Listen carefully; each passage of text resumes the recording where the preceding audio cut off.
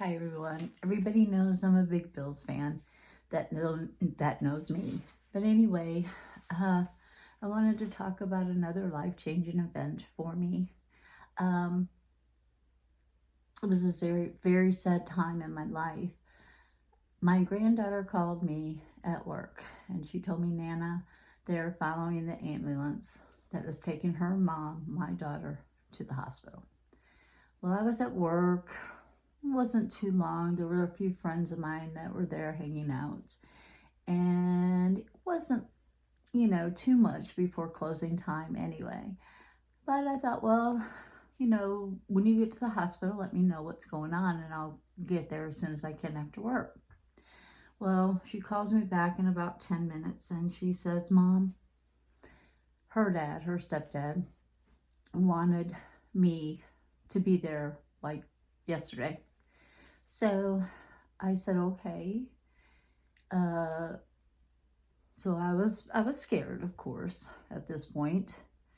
And so I rushed home and picked up Kevin. This was before his accident, obviously, before COVID. And we drove, or he drove. Everybody was like, it's going to be okay. It's going to be okay. Well, he wasn't going fast enough for me. So I was like, please, can you drive just a little bit faster?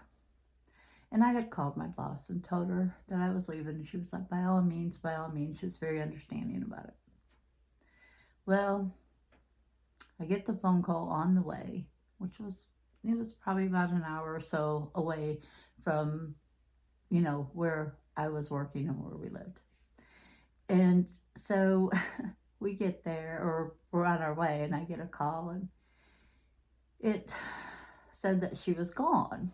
Harmony was gone. And I said, oh, well, where did they take her? Do we need to turn around? And they told me that she had passed.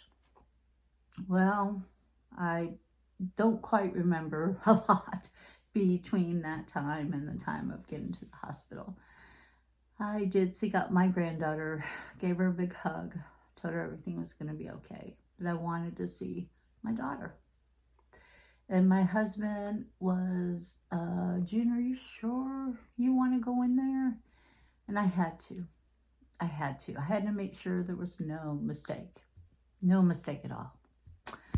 And so I did. I looked, and it was her. I gave her all the energy I could. I put both of my hands on her heart and was transferring all of my energy to her to try to help her come back.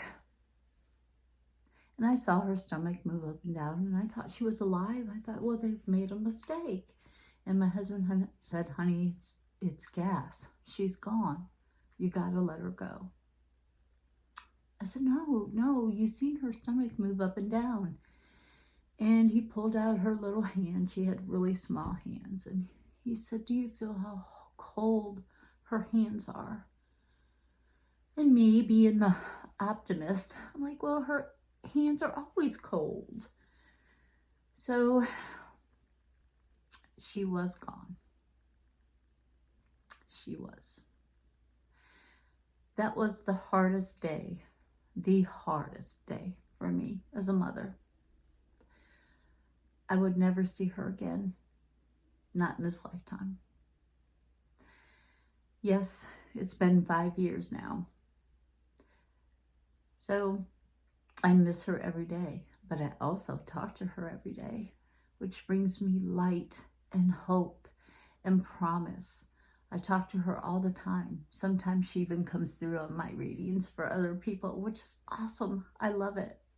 So I have an angel on the other side, or a guide, if you will, on the other side. So that brightens my day. Find ways to help yourself. If you've lost a loved one, find a way to talk to them.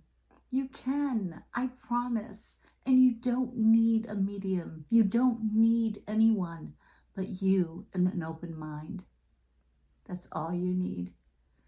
And I'm going to tell you, everybody has a sad story. We all have a bunch of them.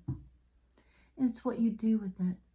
Do you go and you reach out and you help other people or not? So you may not be able to help somebody financially. If you can, wonderful, because we all need it one time or another, maybe. Maybe not the 1%, but 99% of us do. Anyway, if you can't help them financially, you can help them with a smile. You can help them with an ear.